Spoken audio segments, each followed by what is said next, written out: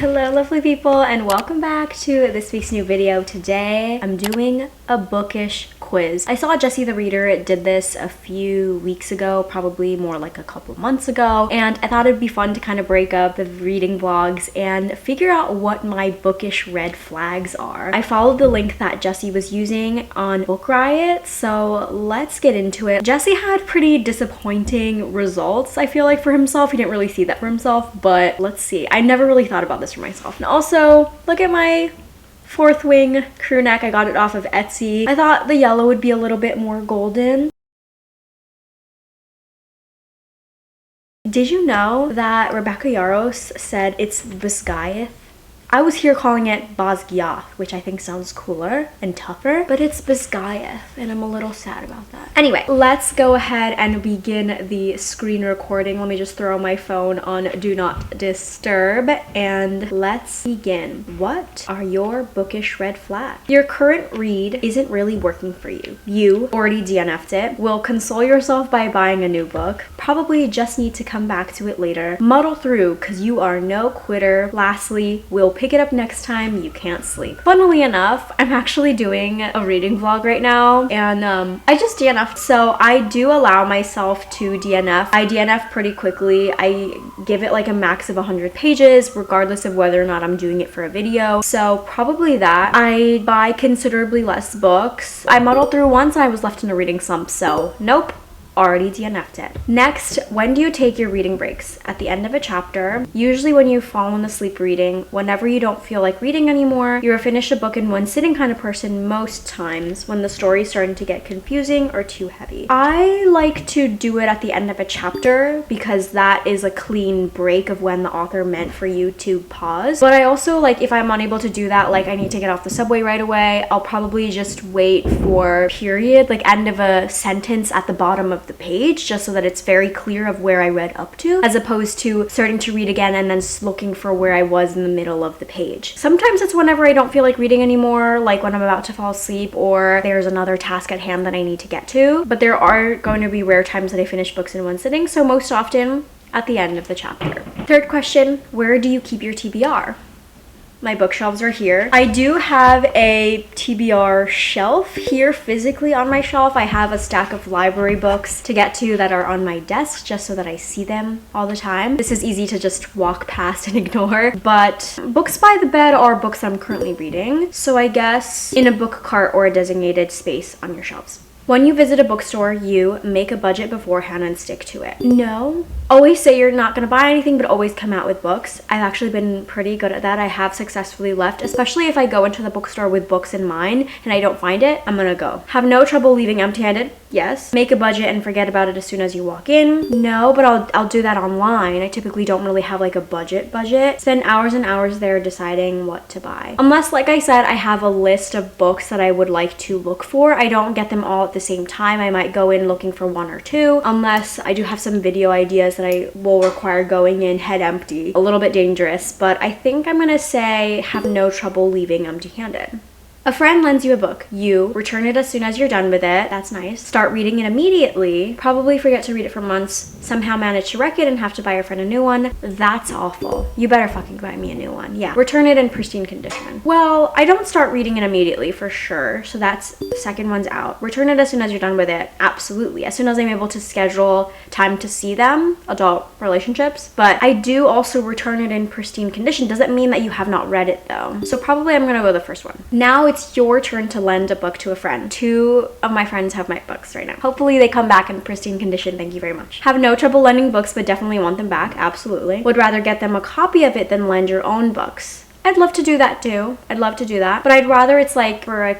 Oh no, I would totally do it just because. But I want them to like it, you know? I feel like gifting it to someone is kind of pressure for them to also enjoy it. Soon forget all about the book. That's awful. Keep a list with all the books you've lent and who has them. I love that. That's really cute. Won't rest until you get it back. I'm gonna go number 1. Have no trouble lending books, but definitely want them back. I absolutely do, because the books that I have on my shelves and lend out are books that I treasure, books that I have enjoyed, and books that I want the my friend to also enjoy. So I definitely do want them back on my shelf, especially because one of the books that I lent out is signed by the author. Have you ever bought a book that you already owned? No, just straight up no. More times than you care to admit. Yes, but on purpose, different editions. Yes, but you own a digital copy of it. I don't buy ebooks. You don't think so, but it's possible you did. Definitely on purpose. I have multiple copies of some books. I do have books that are like from series that are, some are paperback and some are hardback, which I don't love. I don't know if I would necessarily want to repurchase it, but I definitely do have like different editions. Are you a library user? Are you new to my channel? Yes, but you get more books from the library than brand new. That's definitely me. Like, I don't feel like I need to read through anything else. You buy as much as you borrow. Absolutely not. And yes, you usually bring home a very optimistic amount of books. That's probably me. I don't necessarily browse as much anymore because it depends on the branch that I'm at, but I put books on hold and I get through a couple books through the week. So I will definitely go to the library when I have something to return and when I have something that I need to borrow on hold. And a lot of those holds rack up because I always definitely have books on hold, multiple books. I've had my library app tell me that I've maxed out on holds because I think it's like 10 to 15 at a time. Fourth option, yes, and you usually bring home a very optimistic amount of books. The stack that I have is usually a lot. Do you have a monthly budget for books? No. I don't buy books every month. During COVID, I definitely bought books all the time. That's where I feel like a lot of the books have accumulated, but I, like I said, use the library a lot, so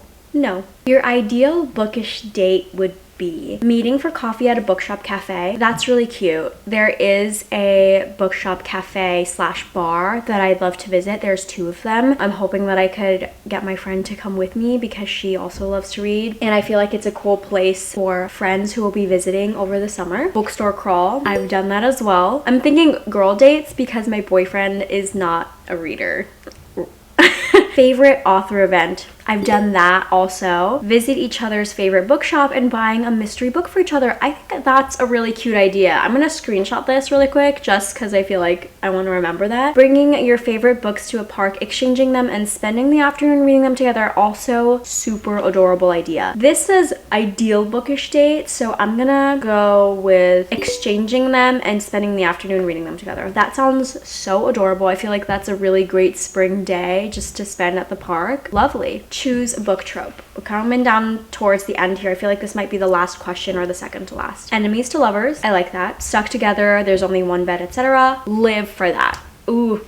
Oh my god, I love that. Fake relationship. So. Forbidden love, soulmates. Enemies to lovers or stuck together, I feel like are up there. I kind of low-key love like a love triangle, getting stuck over which guy to choose. That's obviously not on here, so I'm gonna go stuck together. I feel like I don't read it too much, but I do like that. What do you love most about books? Getting lost in them for hours on end, talking about them with other people. One of the reasons why I started a channel, and I love when people ask me about what I'm reading or stuff like that, like the community aspect of being able to speak with other people and rave about stuff that you love. Getting to learn more about the world and about other people's experiences through them. Oh, absolutely. The pure joy they bring you, the comfort they give you, especially favorite stories. Why are these all so good? These are like, there's no all of the above. Talking about them with other people is definitely really exciting, but that's definitely not my number one thing about why I love books. I think it's going to be more about the pure joy they bring them or getting lost in them for hours. I feel like getting to learn about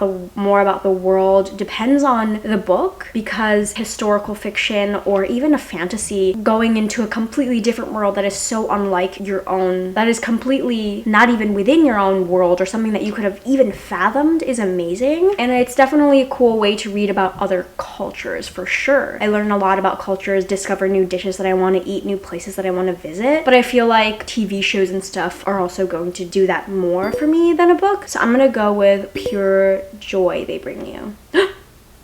Okay. Read just immediately the result. I DNF like there's no tomorrow. As you should. Life is too short to read books you don't like, so embrace that DNFing soul. It's not like I'm DNFing a book a week or even a book a month. The most I think that I have DNF'd has been like 5 in a year, which I honestly think is quite little. My average ratings are like gonna be 3. It's never been like a 4 on my Goodreads yearly wrap up. I'm like wondering what the other results would be. Okay, sure. Life is too short to read books I don't like. That was a cute, short little time. I'm feeling a little empty. I don't feel, I don't know. What are the other bookish red flags? I feel like I should give this a second go and see what comes up. BRB.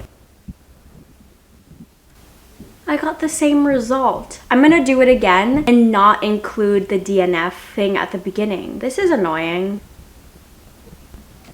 This is a fraudulent quiz. That's my conclusion. I literally did this 3 times.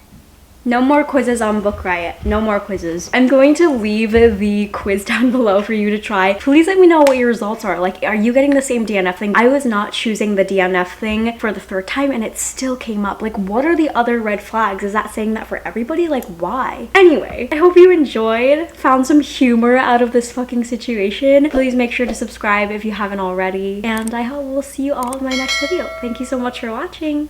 Bye.